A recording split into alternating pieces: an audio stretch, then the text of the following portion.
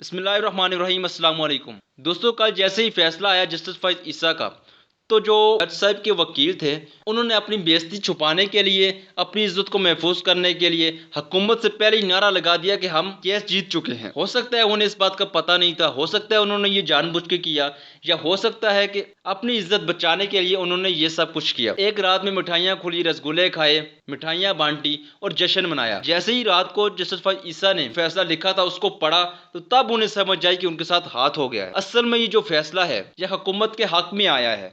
देखिए, जब नवाज शरीफ को 10 साल की जेल हुई है तो वो किस वजह से हुई है? उनकी तकरीरों की वजह से, उनके जलसे जुलूस की वजह से, जिसमें वो ये कहा करते थे कि हाँ जी, वो जो फ्लैट हैं वो मेरे हैं, वो मैंने यहाँ से हासिल किए, मैंने यहाँ से पैसे लिए, मैंने वहाँ से पैसे लिए, इधर से आए उधर से आए, जिस वजह से उनका केस की जो इंक्वायरी हुई तो उसमें वो फंस चुके थे। तो इसी तरह जस्टिस फैज़ ईसा की बीवी ने कहा कि मैं जो अमेरिका स्कूल में पढ़ती थी उससे मैं तनख्वाह लेती थी, उससे मैंने ये फ्लैट्स बनाए हैं। तो भाई, वो कौन सा स्कूल है जिसमें आप पाकिस्तान में पढ़ा के अरबों खरबों पाउंड्स के मालिक बन जाएं? हुकूमत ने कहा था कि जैसे अदालत कहेगी हम इसको मानेंगे। ठीक है जी, हुकूमत ने मान लिया फैसला। तो हुकूमत ये कहती थी कि जो केस है इसकी इंक्वायरी एफआईए को दी जाए, एफआईए इंक्वायरी करे कि ये जो पैसा है इनके पास ये कहाँ से आया है, सोर्स ऑफ इनकम क्या है। सुप्रीम कोर्ट ने जो उन पे रेफरेंस हुआ है वो तो कलअदम करार दिया, ठीक है जी, खत्म हो गया। लेकिन जो उनके पास पैसे हैं, जो उनके पास सोर्स ऑफ इनकम है, ये जो इतना कुछ बनाया है ये कहाँ से बनाया, अभी इसकी इंक्वायरी होगी। तो जैसे ही इसकी इंक्वायरी एफआईए करेगी तो ये इस तरह फंस चुके हैं अब इसमें कि जिस तरह नवाज शरीफ फंस चुके थे। नवाज शरीफ साहब को एक बयान की वजह से 10 साल की सजा मिली और ताहयात नाअहल हो चुके हैं। तो जस्टिस फैज़ ईसा की जो बीवी ने कल एक बयान दिया था, परसों एक बयान दिया था कि मैं स्कूल में टीचर थी, वहाँ से मेरी इनकम थी, वहाँ से मैंने पैसे कमाए और इतने फ्लैट्स बनाए और ये कुछ किया। तो जब उन्होंने ये बयान दे दिया, वो बयान दे के वो खुद फंस चुके हैं।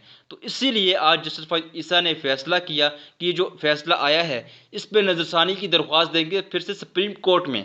अगर ये फैसला इतना अच्छा है, अगर ये फैसला उनके हक में है, तो उन्हें क्या ज़रूरत पेश आई कि उन्होंने कहा कि हम ये फिर से सुप्रीम कोर्ट में नज़रसानी की दरख्वास्त देंगे। कल मैंने देखा कि बड़ी तादाद में लोग मायूस हो चुके थे, लोगों ने तरह तरह की बातें कहना शुरू कर दी थी। और जो लोग हैं जो मायूस हो चुके हैं उन्हें मेरा एक पैगाम है कि आप मायूस ना हों।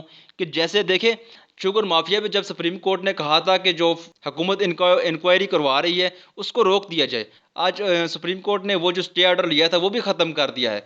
और इमरान खान ने भी कह दिया है कि जो शुगर माफिया है इसको मंतकी अंजाम तक पहुंचा के छोड़ेंगे। तो लोगों को मायूस होने की ज़रूरत नहीं है। अपोजिशन, वकील, जज, मीडिया, माफिया, बिजनेसमैन, ब्यूरोक्रेट्स, सारे जितने भी हैं माफिया, ये सब एक तरफ, और सिर्फ इमरान खान है एक तरफ। तो मुश्किलात तो आएंगी, तो इस मुश्किलात में मायूस नहीं होना, खान साहब का मुकम्मल तौर पे साथ देना है। जब तक इमरान खान साहब खुद करप्शन नहीं करेंगे उस वक्त तक इमरान खान साहब से मायूस होने की ज़रूरत नहीं है। और ये जो फैसला आया है यह हुकूमत के खिलाफ नहीं बल्कि हुकूमत के हक़ में आया है।